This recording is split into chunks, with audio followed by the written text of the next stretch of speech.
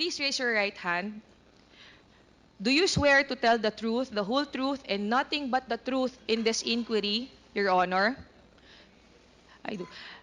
The oath has been administered for the resource persons, Ms. Rabago, Mr. Tenido, Attorney Sanchez, and Ms. Villa del Rey. However, Attorney Emily Torrentira refuses to take her oath, Your Honors.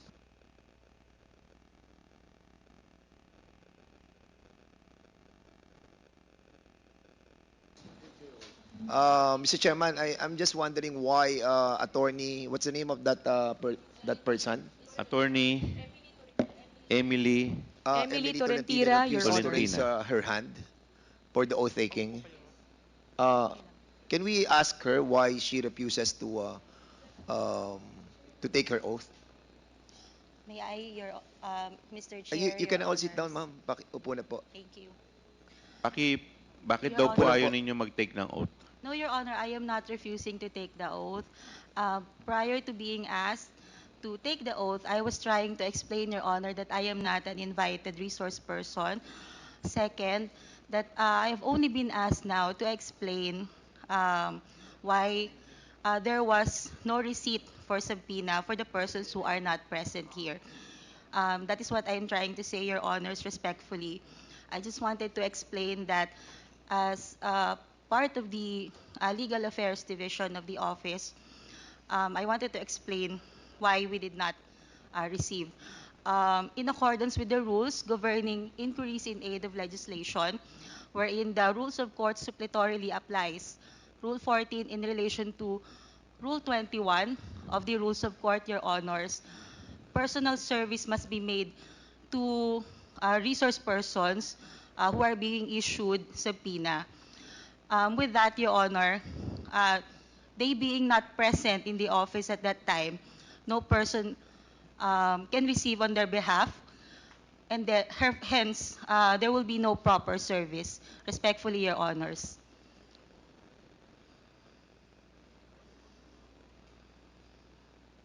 Well, we accept that that guidelines, no, that you mentioned a while ago. But you all know that this is an in aid of legislation, and the reason why we are trying to course this invitation to the office of the president, we discussed this lengthily already, and the testimony of attorney Lopez is so important to us. And also si Pajarda. And I think, Mr. Chairman, with this kind of explanation that being manifested by Attorney Tolentino, as much as we accept that premise of her, but somehow we are all guided with moral decency, no? That somehow, sana Mr. naman, Chairman. umattend naman po sila dito kahit na sabihin po natin that yun nga po, ito po yung sinasabi nung inyong minention a while ago, but I think somehow sa akin personally that is not accepted. And isang tanong lang, attorney, have somebody told you not to accept all those invitations? No, Your Honor. It was a. So it's It is in accordance with the rules, Your so Honor. it's your own Attorney, volition. we will recognize you later because hindi po kayo nag-take ng oath. Okay na po. Mr. Chairman. You've already said your piece. Thank Mr. you, Your Chairman. Honor. Congressman May I Paduano, ask you're the recognized. good attorney, what is your role in this? You are not invited, but you are present at today's hearing, and you never take your oath. As Why? legal counsel. What is your presence?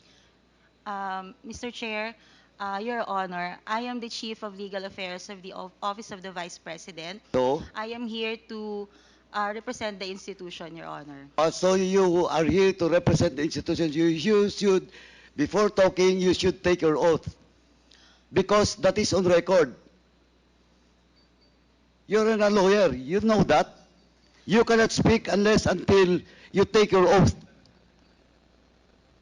That's the rule, internal rules of this House and this committee. You cannot speak unless you take your oath. Or else, I will move to excuse you in this room. Your Honor, if I may, Um, Mr. Chair. Point of order, Mr. Chair. What Mr. is Chair, what is your point of order? yeah, I take the position of Congressman Paduano. I really don't know why she's here. Has she forwarded any explanation written as to her attendance? And then, Mr. Comsec? Chairman, No, Mr. Chairman, Mr. Chairman. Mr. Chairman, a while ago, she was trying to tell us that she is the representative of the office of the Vice President. And if you are the representative of the Vice President, you have this reason to take your oath as well. No, but yeah, but other than that, Mr. Chair, before we can even proceed to um, asking her to take her oath, has she communicated officially to the committee that she is indeed representing the office of the Vice President? Is there any letter that whereby Attorney Tolentino is given authority to represent the office of the Vice President, Comsec? None, Your Honor. Did you submit your authority? If I may, Your Honor, Yes, respectfully. please. Mr. Chair, can we just call for a 5-minute suspension? Kausapin muna natin kung ano ba talaga kasi 5-minute suspension is Mr. declared by the chair. Mr. Chairman,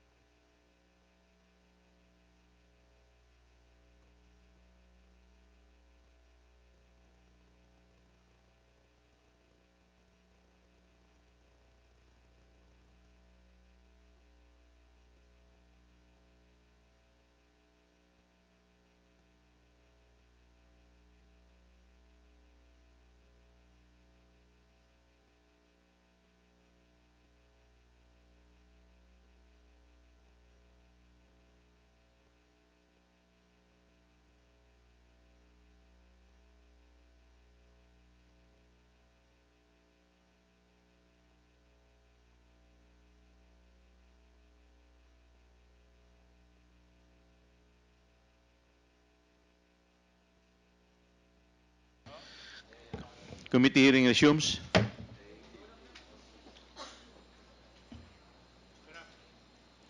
Congressman Paduano. thank you, Chairman. Anyway, Mr. Chairman, first and foremost, since the good lawyer has no written authority coming from the Vice President, second is that she never take her oath. So, Mr. Chairman, first, I move that we strike out all, on record, all the statement being made by the good attorney. Seconded. There's And- a motion raised by Congressman Paduano, duly seconded. Is there any objection? Hearing none, the motion is carried. And second, Mr. Chairman, I move that we excuse the good lady attorney in this room and to request the SAA to escort the good attorney outside of this room. So move, Mr. Chairman. Seconded. There's a motion to excuse the good attorney from this room, which is duly seconded. Is there any objection? Hearing none, the motion is carried. Mr. Chair, if I may respectfully You're request not, beg you're out of order. You're not recognized. Mo, Chair, para hindi siya makapagsalita. being Suspend mo.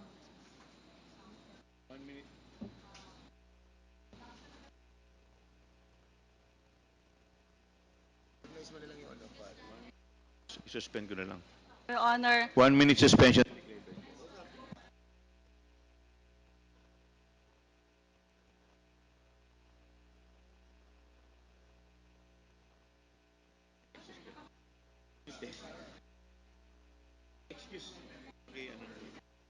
Nakamute. Paki-excuse na lang po yung paki-excuse na lang po muna yung ating abogado.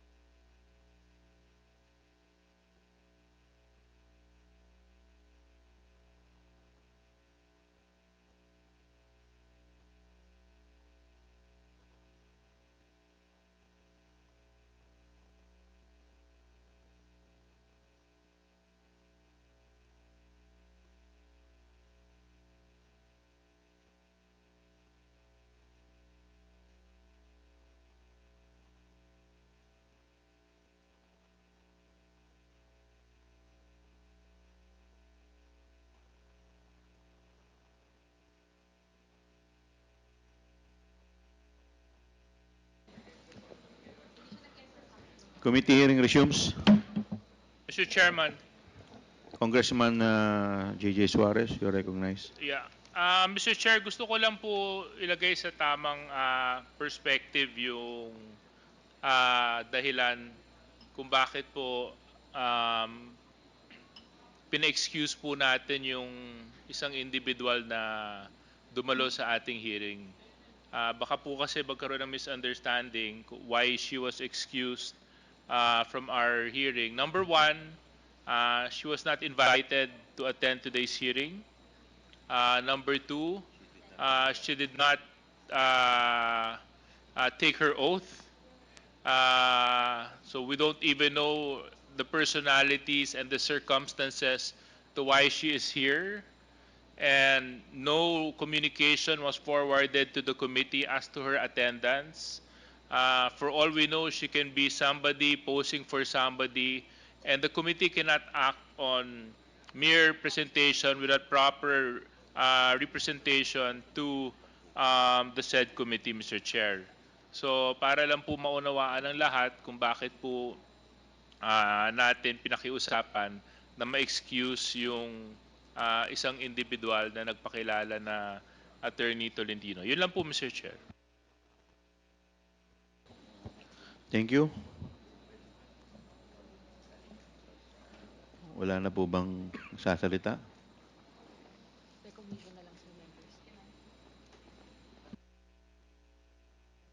Comsec? Chairman, permission to excuse. Chairman, permission to excuse. Yes, this, hearing. Congressman Paduano, your Without excuse. vote. Thank you. Thank you. Comsec? Your Honor, may we recognize Honorable Joseph Jojo Lara from the 3rd District of Cagayan and Deputy Majority Leader Honorable Frances Pumarin from the 3rd District of Quezon City. Thank you, Your Honor. Thank you. We will now proceed to the... I will recognize you later, but we will proceed to the item in our agenda. Good morning. Once again, we are here today in the 5th hearing of the House Blue Ribbon Committee for the continuation of the deliberations on the following matters. Number 1, privilege speech number 379 of Congressman Rolando Valeriano on September 3, 2024 on asserting the power of the purse of Congress. And 2, the motu proprio inquiry on the manifestation of Representative Jingy Luistro during the budget hearing of the Department of Education before the House Committee of Appropriation on September 2, 2024. Our ongoing inquiry was propelled by Representative Valeriano's demand to look into the Vice President's non-transparency and refusal to answer questions by the legislative on her utilization of public funds entrusted to her office, and the observation manifested by Representative Luistro concerning issues plaguing DepEd's budget utilization. Unfortunately, in the past 4 hearings of the Blue Ribbon Committee, all of the public officials involved in the utilization of public funds in the OVP, including confidential funds that were granted to it in 2022 and 2023, have not graced us with their presence. Nevertheless, we have diligently inquired into and examined available documents from the COA, DBM, and other government agencies in our past 4 hearings, and we are fortunate that other public officials from DepEd, COA, DBM, BTR, and even the AFP have provided valuable assistance as resource persons in our investigation to help us piece together and verify how public funds have been used in the DepEd and the OVP. Ngunit marami pa po tayong katanungan ukol sa pinagamitan ng ating public funds. Ang mga dokumentong nakalap natin ay hindi pa lubusang naipaliwanag, halimbawa kapansin-pansin na sa mga liquidation report ng confidential funds ng OVP ay pinalalabas rito na may confidential funds na napunta umano sa provision of medical and food aid bilang rewards. Nahigit or iba pa sa mga nire-report na medical at food aid ng OVP ng DepEd na may ginamit na confidential fund sa mga youth leadership summits na kanilang regular na isinasagawa. What we needed were answers from the office nilang regular na isinasagawa. What we needed were answers from the office of the Vice President and those persons who were themselves involved in the utilization of public funds, particularly the confidential funds of the OVP and DepEd. Makilang beses nilang iginigiit na nakasaad na ang kanilang mga paliwanag sa mga dokumenteng isinumite na nila sa COA.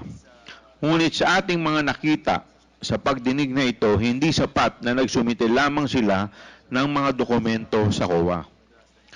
Lalong-lalo na kapag ang mga dokumentong ito mismo ang kino-question or hinahanapan ng paliwanag.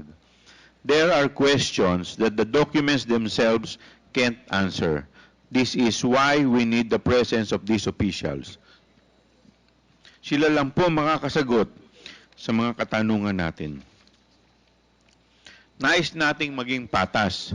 Napakaraming pagkakataon na ang binibigay sa OVP, more than sufficient opportunity, ika nga. Ngunit hindi naman napapalampas ang anumang pagharang sa lehislatura na alamin kung saan ginastos ang pondo ng bayan.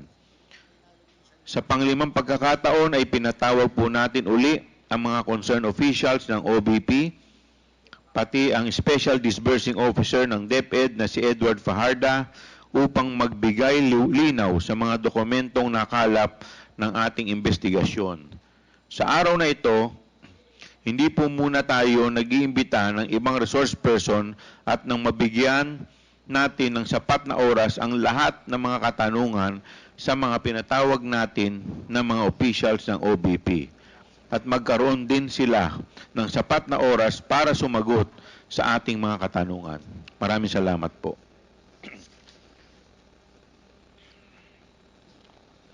We will now proceed to the... Mr. Chair. Yes, may I be Congressman recognized, Jill. Mr. Chair? Recognized. Before we proceed with our deliberation, may I just raise this concern, Mr. Chair? On our agenda for today, item number 3, number 2, which refers to the motu proprio inquiry or inquiry on the manifestation of Representative Jervil Jinky Beatrix Luistro, was made on September 10, 2024. And I am certain, Mr. Chair, that this is a result of a typographical or clerical error which was indicated in today's agenda. Given that, Mr. Chair, may I ask that the agenda be amended to correct this typographical or clerical error and reflect the actual and true date in accordance with Section 106 of the Rules of Procedure of the 19th Congress, which states, when any matter is under consideration, a motion to amend and a further motion to amend the amendatory motion shall be in order. I so move, Mr. Chair. Is there any second to the motion? Duly seconded. Is there any objection? Hearing none, the motion is carried. Again, Mr. Chair, in addition, considering that there's this clerical error in relation to this agenda, I move that my motion be extended to all agenda and or transcript of proceedings for these proceedings of the Committee on Good Government and Public Accountability. In particular, Mr. Chair, I move that the committee secretary review the agenda and transcript of proceedings dated September 18, September 25, October 17, and November 5. To be precise, Mr. Chair, I am asking that any reference to the date of Congressman Luistro's manifestation subject of the motu proprio inquiry be reflected as having been made on September 2, 2024, the actual date of the Committee on Appropriations budget deliberation, and not September 10, 2024, or any other date. I so move, Mr. Chair. Is there any second to the motion? Second, Mr. Chair. Duly seconded. Is there any objection? Hearing none, the motion is carried. Any other concerns? Meron pa po ba? There's none. We will now proceed to the next item in the agenda. We will now proceed to the interpellation proper. The first to interpolate is Congressman Ramon Rodriguez Gutierrez. Thank you, Mr. Chair. Mr. Chair, I'd like to direct my first questions po at least. First and foremost, we'd like to express our gratitude for our resource persons who have attended here. I know for the most part of our hearing, we've been discussing about the attendance of the other resource persons, and I hope on the next hearing we can do the same.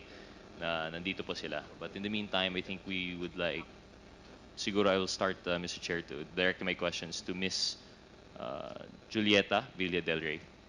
Good morning po. Mr. Chair, if I may proceed. Yes, please proceed. Mr. Chair, before other matters po, no, on what we have in agenda, just some preliminary matters on, I believe you have submitted, Mr. Chair, some statements together with Attorney Sanchez to this committee. Is that correct, Mr. Chair? Good morning, Your Attorney Honor. Julieta, Yes, you're Honor. recognized. I submitted Yes. a statement po. Thank you. I'd like to focus on some procedural matters po Ma'am, muna on that statement. pakilakasan po ninyo at ilapit po ninyo yung mic para marinig po kayo. Yes. Thank you po. Good morning, Your Honors. It may be allowed to read my statement. Mr. Chair, in the interest of time, I think we've had this in advance and we were able to read it. And I think we're aware if we may proceed with the questioning, unless the committee members would like to hear the statement. Parang hindi naman po. Yung statement po bang babasahin ninyo, yun din po yung sinubmit ninyo sa amin? Yes, Your Honor. Okay, nabasa na po namin lahat yon. So, we will proceed to the interpellation. Yes, please Thank you. continue, So just, Congressman Gutierrez. Thank you, Mr. Chair. So, Ms. Villa Del Rey po, no? Just working on the statement po, no? May I just like to ask, how do you know po si Attorney Abella? Attorney, Abella po. uh, he is our counsel, Your Honor. He's your counsel? Abelia. Attorney Abella? I don't know Attorney Abelia, sir. You don't know an Attorney Abella. Attorney Rochelle Abella. No, sir. Sorry, Mr. Chair, may we ask si Attorney Sanchez? Do you know a Mr. Attorney Abella? Uh, Your Honor, yes, Mr. Chair. Attorney Abella is one of the staff in the Office of the Vice President. Oh, one of the staff in the Office of the Vice President. Yes, Your Honor. Okay. Back to Ms. Villa Del Rey. Is that more familiar now to you po? Hindi po ako masyadong familiar sa lahat ng employees of the Office of the Vice President. Ms. Sanchez, I hope you don't mind, Mr. Chair. I know it's unorthodox, but I'd like to, because of the point I'm driving at, I'd like to toss in between the two resource persons one. So just go quickly between them. Please continue. Attorney Sanchez, through the chair, most respectfully. Si Attorney Abella, you've known Attorney Abella for quite some time. Your Honor, yes, Your Honor. She joined the OVP, I think, sometime this year, if I am correct, Your Honor. Can you describe how she looks po ba? Yes, Your Honor. Attorney Abella is fairly tall and slim. Okay. Uh, Are there a lot of attorneys in the office of the OVP? Currently, Your Honor, there are only around 4 attorneys under the Legal Affairs Division. But there are other lawyers in the Office of the Vice President performing other functions, Your Honor. Would you consider Attorney Abella a fairly prominent lawyer in the OVP? Is she all over the place po ba? Or? No, Your Honor. Attorney Abella does not report daily at the Office of the Vice President. Her tasks, from what I know, because I am not the head of the Legal Affairs Division, are mainly on execution of non-disclosure agreements and other documents and contracts for the Office of the Vice President, Your Honor.